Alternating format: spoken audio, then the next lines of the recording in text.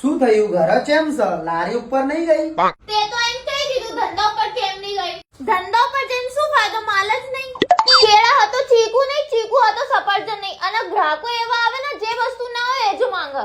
તું બોલ, હવે હું શું કરું? પૈસા નહીં. મારે જોડે એક ઓળખીતા ફાઇનાન્સર રવિભાઈ છે.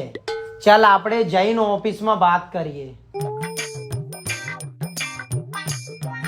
તમે બે અહીંયા ક્યાંથી ભૂલા પડ્યા? અરે રવિભાઈ, થોડું પૈસાની જરૂર પડી ગઈ. રવિભાઈ, તમે આના પૈસા ના આલતા. તમને ખબર છે આખા ગામનો ફાદે બાદ સારો. ના ના રવિભાઈ, તમે ટેન્શન ના લેતા. પૈસાની જવાબદારી હું લઉં છું. જવાબદારી તમે લો છો ને? હા હું લઉં છું. હું પૈસા આપું તો ખરા, પણ મારું 5% વ્યાજ ચાલે છે. હા ચાલશે રવિભાઈ, પણ તમે પૈસા આપી દો. ટાઈમસર વ્યાજ મળી જવું જોઈએ, બરાબર? તમે આના છોડો, મારા ઉપર વિશ્વાસ રાખો. ટાઈમસર વ્યાજ મળી જશે.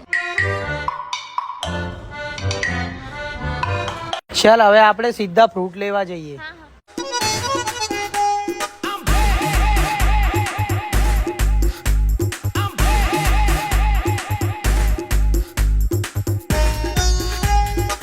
હવે તો તું ખુશ ના? હું જઉં રિક્ષા લઈને ધંધા ઉપર. હા હા જા. ચલો, મારી એક ધંધાની ટેન્શન તો ઓછી થઈ. હવે જઈને એક થેલી મારું, ફરી મારું મગજ કામ કરશે.